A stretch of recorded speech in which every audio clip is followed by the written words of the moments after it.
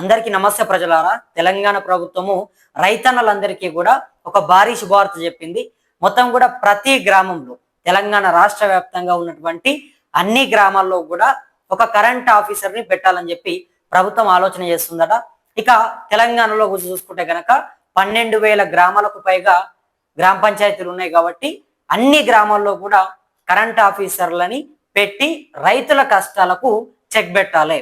ఎందుకంటే మనం చూస్తా ఉన్నాం వర్షాకాలంలో చాలా మంది రైతులు కూడా విద్యుత్ స్తంభాలు ముట్టి అదేవిధంగా కరెంటు షాకులు కొట్టి కరెంటు వైర్లని తగిలి చాలా మంది ప్రాణాలు పోతున్నటువంటి పరిస్థితి.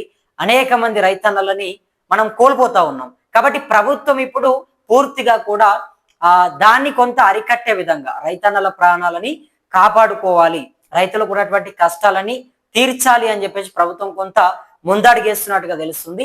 ఇక ప్రతి గ్రామంలో కూడా కరెంట్ ఆఫీసర్ని పెట్టడానికి అన్ని కూడా ఏర్పాట్లు కూడా చేశారట. దీనికి రేవంత్ రెడ్డి గారు కూడా గ్రీన్ సిగ్నల్ ఇవ్వడం జరిగింది. సో ఇక ప్రతి గ్రామంలో కూడా మనం చూసుకుంటే ఫ్రీగా అంటే కరెంట్ ఆఫీసర్ని పెట్టి రైతులందరికీ కూడా ఉచితంగా సర్వీసు ఇచ్చేందుకు ప్రభుత్వం ఆలోచన చేస్తుంది. అంటే మన పంట పొలం దగ్గర ఏమైనా ఇబ్బంది అయితే, మన చేను కాడ ఏదైనా విద్యుత్ వైర్ తెగిపడ్డా, అదేవిధంగా ఇంకేమైనా ఫీజులు గాలిపోయినా కరెంట్ రాకపోయినా ఏ సమస్యలు ఉన్నా కూడా కరెంట్ ఆఫీసర్కు ఫోన్ కొట్టుడుతోనే ఆయన వచ్చి కరెంట్ వేసిపోతాడట. ఏ సమస్యలు ఉన్నా కూడా ఆయన్నే పరిష్కారం చేస్తాడట. సో ఇవన్నీ కూడా మాట్లాడదాం. అసలు ఏంటి ఈ కరెంట్ ఆఫీసర్ని ఎందుకు ప్రధానంగా తీసుకుంటా ఉన్నారు, ఆయన తీసుకున్న తర్వాత వాళ్లకు జీతాలు ఎవరిస్తారు, సో ఇవన్నీ కూడా మనం మాట్లాడదాం. అంతకంటే ముందుగా ప్రతి ఒక్కరు కూడా మన ఛానల్ని మీ అందరి వంతుగా కింద ఉన్నటువంటి సబ్స్క్రైబ్ బటన్ నొక్కి సబ్స్క్రైబ్ చేసుకోండి. ఇక ప్రతి ఊరికి కూడా కరెంట్ ఆఫీసరు రాబోతున్నటువంటి పరిస్థితి అయితే 12,000 మందికి తెలంగాణ రాష్ట్రంలో ఒక 12,000 మందికి లోకల్గా అంటే వాళ్ళ గ్రామాల్లోనే ఉపాధి దొరకబోతుంది. అయితే ఈ పోస్టులను అవుట్ సోర్సింగ్ కింద తీసుకొని వాళ్ళకు నెలకు కనీసం 15,000 రూపాయలు ఇస్తారట. ఎవరైతే ఇప్పుడు కరెంట్ ఆఫీసర్లు అంటే మన ఊర్లలో ఉన్నటువంటి లైన్ మెన్లు ఉంటారు కదా, కరెంటు పైన పూర్తి అవగాహన ఉన్నటువంటి వాళ్ళు, పూర్తిగా అన్ని తెలిసినటువంటి వాళ్ళు, కరెంటులో మొత్తం కూడా ఆరి తేలినటువంటి వాళ్ళు, మన భాషలో చెప్పుకోవాలంటే ఆరి తేలినటువంటి వాళ్ళు ఉంటారు కదా, అన్ని కూడా తెలిసి విద్యుత్తు ఏ సమస్య వచ్చినా, కరెంటు వైర్లు తెగిపడ్డా, లేకపోతే ఫీజులు ఎగిరిపోయినా, లైట్స్ పడకపోయినా, లేకపోతే ఇంకా ట్రాన్స్ఫార్మర్లు పేలినా, కరెంటుకు సంబంధించి ఎటువంటి సమస్య వచ్చినా కూడా ఇక పరిష్కారం చేసేటటువంటి ఒక సత్తా ఉంటే, ఒకవేళ మీకు కరెంటు పని మొత్తం కూడా వచ్చి ఉంటే కనుక మీకు ఇది పెట్టుకోవడానికి ఒక అవకాశం ఉంటుంది. మీ గ్రామంలో ప్రతి గ్రామంలో కూడా ఒక లైన్ మ్యాన్, ఒక కరెంటు ఆఫీసర్ ఉంటాడు. సో అట్లా మీ గ్రామంలో ఎవరికైతే కరెంటు పైన పూర్తి ఒక అవగాహన ఉంటుందో, ఎవరికైతే పూర్తి కరెంటు పని వస్తుందో, ఆయనకు ప్రభుత్వం అవుట్ సోర్సింగ్ కింద తీసుకొని ప్రతి నెల కూడా కనీసం ఒక 15,000 రూపాయలని జీతం చొప్పున ఇచ్చి వాళ్ళకు ఉపాధి కల్పించే ప్రయత్నం చేస్తుందట. దాంతో పాటుగా రైతులకు కూడా కొంత అండగా ఉండేటటువంటి ఒక ప్రయత్నం చేస్తుంది. ఇక రైతు డిస్కంలో సిబ్బంది కొరత, రైతు డిస్కం అని చెప్పి ప్రభుత్వం ఒకటి కొత్తగా తీసుకొని వచ్చింది. సో దానిలో మొత్తం కూడా 2,000 మంది ఇప్పటి వరకు ఉన్నారట. మరి 2,000 మంది ఉంటే అందులో 1,000 మంది మాత్రమే పనిచేసే వాళ్ళంట. అంటే ఫీల్డ్లో మొత్తం కూడా 1,000 మంది పనిచేస్తా ఉన్నారట. మరి 1,000 మంది సరిపోతారా? రాష్ట్రం మొత్తం కూడా 12,000 గ్రామాలకు పైగా ఉన్నాయి. సో మరి ఇన్ని గ్రామాల లోపల మొత్తం కూడా 1,000 మంది సరిపోతారు అంటే ఖచ్చితంగా ఏ మాత్రం కూడా సరిపోరు. దాన్ని మనం క్లియర్ కట్ గా చెప్పుకోవచ్చు. 1,000 మంది ఏ రకంగా చూసినా కూడా 12,000 గ్రామాల్లోకి వెళ్ళలేరు. ఆయన మండలానికి ఒకరిని పెట్టినా కూడా సరిపోరు. కాబట్టి పూర్తిగా కూడా ఇంకా ఎక్కువ మంది ఇందులో ఉండాల్సిన అవసరం ఉంటుంది. సో సిబ్బంది కొరత ఉండకూడదు అనేటటువంటి ఒక కారణంతో, ఇక సిబ్బంది సరిపోలేనటువంటి ఒక కారణంతో మొత్తం కూడా ఊర్ల లోపల ట్రాన్స్ఫార్మర్లు ఫీజులు కాలిపోయినా, లైన్లు తెగిపడినా, లేకపోతే రిపేర్ అయినా రైతులు ఇబ్బంది పడతా ఉన్నారు. సో మొత్తం కూడా విద్యుత్ సంఘాలు ఈఆర్సీ దృష్టికి, అంటే రైతులు మొత్తం కూడా ఊర్లో గ్రామ స్థాయిలో లైన్ మెన్లు లేక, కరెంట్ అధికారులు లేక, ఏదైతే ట్రాన్స్ఫార్మర్లు ఫీజులు కాలిపోయినా, లేకపోతే విద్యుత్ వైర్లు తెగిపడ్డా, లేకపోతే కరెంటు పోయినా, ఏం జరిగినా కూడా చాలా సమస్యలు ఫేస్ చేస్తా ఉన్నారు. రైతులంతా కూడా ఇబ్బంది పడతా ఉన్నారు. ప్రతి గ్రామంలో కూడా చాలా మంది, ఎందుకంటే తెలంగాణ రాష్ట్రంలో రైతాంగమే కదా ఎక్కువ ఉంది, మనమే కదా ఎక్కువ ఉన్నది, కాబట్టి చాలా మంది ఇబ్బందులు పడుతున్నారు అని చెప్పి ఈఆర్సీ దృష్టికి విద్యుత్ సంఘాలు తీసుకెళ్ళినాయట. అయితే ఊర్లోనే కరెంట్ ఆఫీసర్ ఉంటే ఫీజు పోయినా, వైరు తెగినా రైతులే స్వయంగా ముట్టాల్సిన పని లేదు. టక్కున ఫోన్ కొడితే ఆఫీసరే వచ్చి పని చేస్తాడు. ప్రాణ నష్టాలు కూడా దీంతో తప్పుతాయట. అంటే మన ఊర్లో ఏమైనా సమస్యలు వస్తే గనక ఫీజు పోయినా లేకపోతే వైర్లు తెగిపడ్డా ఏమున్నా కూడా టక్కున ఫోన్ కొడితే కరెంట్ ఆఫీసర్ వచ్చి ఆ పని చేసి పూర్తిగా వెళ్ళిపోయే ప్రయత్నం చేస్తున్నాడట.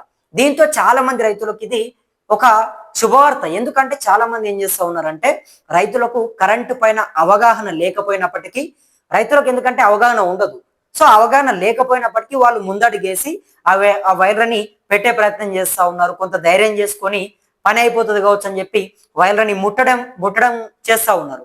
సో ఆ వైర్లని ముట్టినటువంటి సమయంలో, ఆ వైర్లని పట్టుకున్నటువంటి సమయంలో, ట్రాన్స్ఫార్మర్లని ముట్టినటువంటి సమయంలో చాలా మంది రైతులకు కూడా అవగాహన లేకపోవడంతో చనిపోతా ఉన్నారు.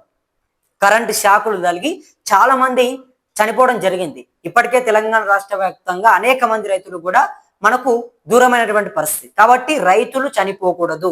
రైతులు విద్యుత్తు పోల్స్ ని కానీ విద్యుత్ వైర్స్ ని కానీ ఏమాత్రం కూడా ముట్టకుండా నేరుగా ఒక లైన్ మెన్ వాళ్ళ దగ్గరికి వెళ్ళి ఆ పనిని మొత్తం కూడా చేసి పెట్టాలి. రైతులు చనిపోకూడదు అని చెప్పేసి ప్రభుత్వం కూడా కొంత ఆలోచన చేసినట్టుగా తెలుస్తుందట. సో ఇక్కడి వరకు బానే ఉంది. రైతులకు ఇది ఒక శుభవార్త. రైతులకు ప్రభుత్వం అండగా ఉండే ప్రయత్నం చేస్తుంది. దాంతో పాటుగా ఎట్ ద సేమ్ టైం 12,000 మందికి ఉపాధి కల్పించే ప్రయత్నం చేస్తుంది. మరి 12,000 మందికి ఉపాధి కల్పిస్తూనే రైతులకు కూడా అండగా ఉంటుంది. రైతుల ప్రాణాలు పోకుండా కూడా చెక్ పెడుతుంది. రైతుల ప్రాణాలు పోకుండా కొంత రైతులని కాపాడుకునేటటువంటి ఒక ప్రయత్నం ప్రభుత్వం చేస్తుంది. అయితే ఇక్కడే అవుట్ సోర్సింగ్ అనే ఒక పదం తెరపైకి వచ్చిన తర్వాత చాలా మంది కూడా ఆశ్చర్యపోతా ఉన్నారట. సో ఇక అవుట్ సోర్సింగ్ ఉద్యోగం ఆల్రెడీ రాష్ట్రంలో ఉన్నటువంటి మిషన్ భగీరథ కావచ్చు, హాస్పిటల్స్ కావచ్చు, స్కూల్స్ కావచ్చు, సో ఇందులో పనిచేస్తున్నటువంటి చాలా మంది అవుట్ సోర్సింగ్ ఉద్యోగులకి 5-6 నెలలుగా జీతాలు లేవు. వాళ్ళందరికీ కూడా జీతాలు రాక చాలా ఇబ్బంది పడతా ఉన్నారు. అనేక మంది కూడా ఫోన్లు చేసి అన్న దయచేసి మీరు మాట్లాడండి, దయచేసి మీరు చెప్పండి అని చెప్పి మన దృష్టి కూడా తీసుకొస్తా ఉన్నారు. అవుట్ సోర్సింగ్ ఉద్యోగులందరూ కూడా ప్రభుత్వానికి మీరు చెప్పండి, మేము ఇబ్బంది పడతా ఉన్నాము. ఇక్కడ కిరాణా షాప్కి వెళ్తే కిరాణా షాప్ లో కిరాణా కొట్టువాడు కనీసం సరుకులు ఇవ్వట్లేదు. ఇంటి అద్దె కడదామంటే ఇంటి అద్దె కట్టడానికి జేబులో చిల్లి గవ్వలేదు. పిల్లల స్కూల్ ఫీజులు కట్టలేకపోతా ఉన్నాము. నిత్యావసర సరుకులకు సంబంధించినటువంటి ధరలు మొత్తం కూడా పెరిగిపోయినాయి. అదే విధంగా గ్యాస్ ధరలు, పెట్రోల్ ధరలు మొత్తం కూడా బగ్గుమంటా ఉన్నాయి. మరి రేట్లన్నీ కూడా పెరిగిపోతా ఉంటే, ఇంత పై స్థాయికి వెళ్ళిపోతా ఉంటే మేము కుటుంబాలని పోషించుకోవాలంటే ఇబ్బంది అవుతా ఉంది. మా కుటుంబాలు ముందుకు వెళ్ళాలంటే నాలుగు ఏళ్ళు నోట్లోకి వెళ్ళాలంటే కూడా ఇబ్బంది అయిపోతా ఉంది. ఆర్థికంగా జేబులో చిల్లి కావలేక ప్రభుత్వం 5-6 నెలలుగా జీతాలు వేయక నానా అవస్థలు పడతా ఉన్నాము, నానా ఇబ్బందులు పడతా ఉన్నాము అని చెప్పి అవుట్ సోర్సింగ్ ఉద్యోగులు ఇప్పటికే మన దృష్టికి తీసుకొచ్చే ప్రయత్నం చేశారు. మనం కూడా దానిపైన మాట్లాడుతూ ఉన్నాం. మరి అవుట్ సోర్సింగ్ ఉద్యోగులు చేస్తే మరి వాళ్లకు దీనికి ఏం సంబంధం అని చెప్పి మీరు అందరూ అనుకోవచ్చు. ఇక్కడనే ఉన్నది, ఒకసారి చూడండి. కొత్తగా 12,000 మందిని తీసుకోండి. కాకపోతే మొత్తం కూడా అంటే ఇప్పుడు ఎవరినైతే కొత్తగా 12,000 మందిని తీసుకుంటా ఉన్నారు, కానీ ఇది కూడా అవుట్ సోర్సింగ్ ఉద్యోగం అట.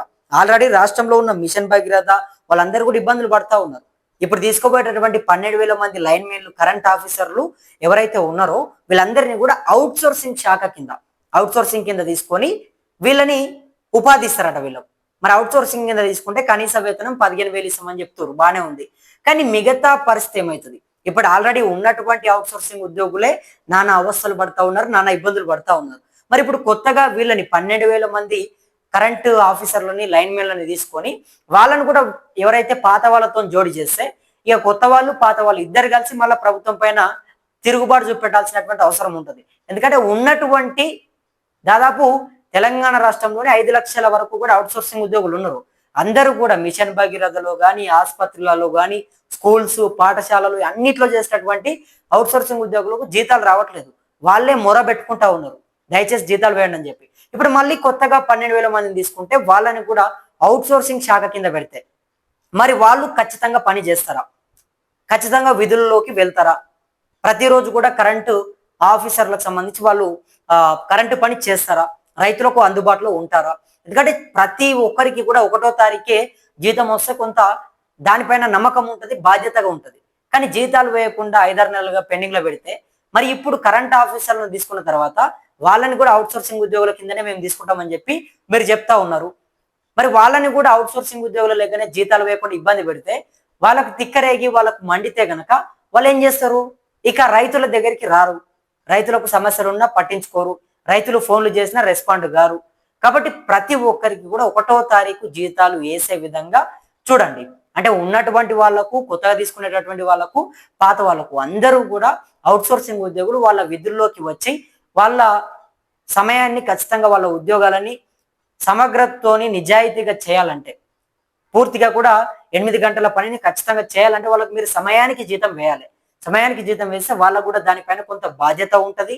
నిజాయితీగా పనిచేస్తారు. జీతాలు వేయకుండా మీరు ఇప్పుడు ఉన్నటువంటి వాళ్ళకే దిక్కు లేదు. వాళ్ళే ఇబ్బంది పడతా ఉన్నారు. ఇప్పుడు మళ్ళీ కొత్తగా 12,000 మందిని ఏదో ఉపాధి ఇస్తున్నామని చెప్పి వాళ్ళని కూడా తీసుకొని వచ్చి ఇదే అవుట్సోర్సింగ్ ఉద్యోగుల కింద పెడితే ఇక ఇద్దరు కలిసి మీ పైనే మళ్ళీ తిరుగుబాటు చూపెడతారు. మళ్ళీ వాళ్ళే ప్రభుత్వాన్ని వేడుకోవాల్సిన పరిస్థితి వస్తుంది. కాబట్టి అటువంటి అంశాలు తెరపైకి రాకుండా ప్రభుత్వం జాగ్రత్త తీసుకొని అందరికీ కూడా సమయానికి జీతాలు వేయండి. 1వ తారీఖే జీతాలు వేయండి.